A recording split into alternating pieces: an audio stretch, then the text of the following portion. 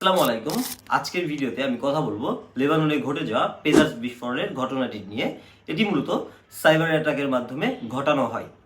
প্রথমত ঘটনাটি বিচ্ছিন্ন ঘটনা মনে হলেও পরবর্তীতে বোঝা যায় যে এটা মূলত আসলে সাইবার অ্যাটাকের মাধ্যমে ঘটনাটা ঘটানো হয়।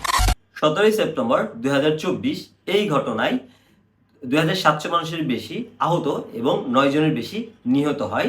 সো আজকের ভিডিওতে আমি ডিসকাশন করব যে কিভাবে আসলে এই অ্যাটাকটা পারফর্ম করা হয় বা এই অ্যাটাকটার সূত্রপাত হয়। সো প্রথমত আমাদের জানতে হবে পেজার্স কি।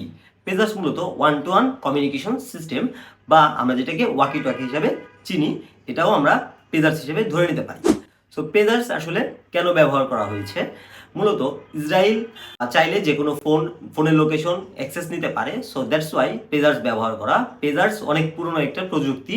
এটা ব্যবহার করা হয় কারণ হচ্ছে বিভিন্ন আধুনিক যে নজরদারি বা হ্যাকিং রিলেটেড কার্যক্রম এগুলোতে পেজার্স কাজ করে না। সো দ্যাটস ওয়াই পেজার্স ব্যবহার করা হয়। লেবানন মূলত পেজার্স ব্যবহার করেছিল এই আধুনিক নজরদারি থেকে বাঁচার জন্য। সো আজকে আমি 4টা বিষয় নিয়ে কথা বলবো এবং এই 4টা কারণের বেস করে আসলে এই বিস্ফোরণটা ঘটানো হয়। প্রথমত তারা যেটা করছে তারা হচ্ছে রেডিও ফ্রিকোয়েন্সি ব্যবহার করে এক্সপ্লয়টেশন করার চেষ্টা করেছে এবং রেডিও ফ্রিকোয়েন্সি মূলত এই যে পেজার্সগুলো আছে বা ওয়াকিটকিগুলো আছে এগুলো একটা ফ্রিকোয়েন্সি আছে, যেই ফ্রিকোয়েন্সিটা তারা ক্যাপচার করে এবং ক্যাপচার করে হাই ফ্রিকোয়েন্সি ট্রান্সফার করে হচ্ছে তাদের পেজার্সগুলোতে এবং যেটার কারণে বিস্ফোরণ হয়েছে।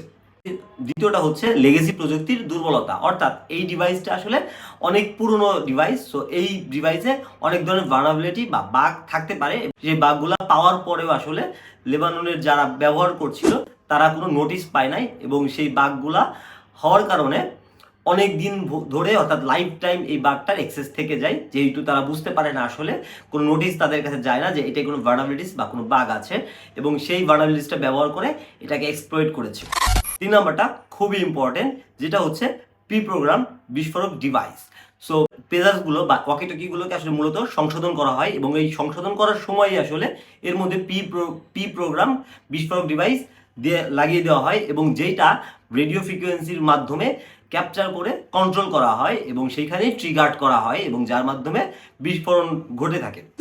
4 নম্বর যে বিষয়টা ধারণা করা হচ্ছে সেটা হচ্ছে ইএমপি, ইলেকট্রিক ম্যাগনেটিক পাস। এটা সম্ভাব্য বাট এটা খুবই কম সম্ভাব্য, বাট এটা ব্যবহার করে তারা তাদের সার্কিটগুলোকে নিষ্ক্রিয় করে দিতে পারে এবং নিষ্ক্রিয়র মাধ্যমে বিস্ফোরণ ঘটাতে পারে।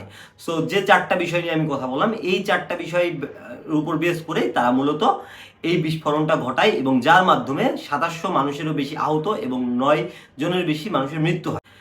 লেবাননের এই ঘটনায় আসলে আমাদের মনে করিয়ে দেয় যে সাইবার যুদ্ধের নতুন দিগন্তে আমাদের সজাগ থাকতে হবে। আজকের ভিডিও এ পর্যন্তই। যদি ভালো লেগে থাকে ভিডিওটি অবশ্যই শেয়ার করে দিবেন এবং সাবস্ক্রাইব করতে ভুলবেন না।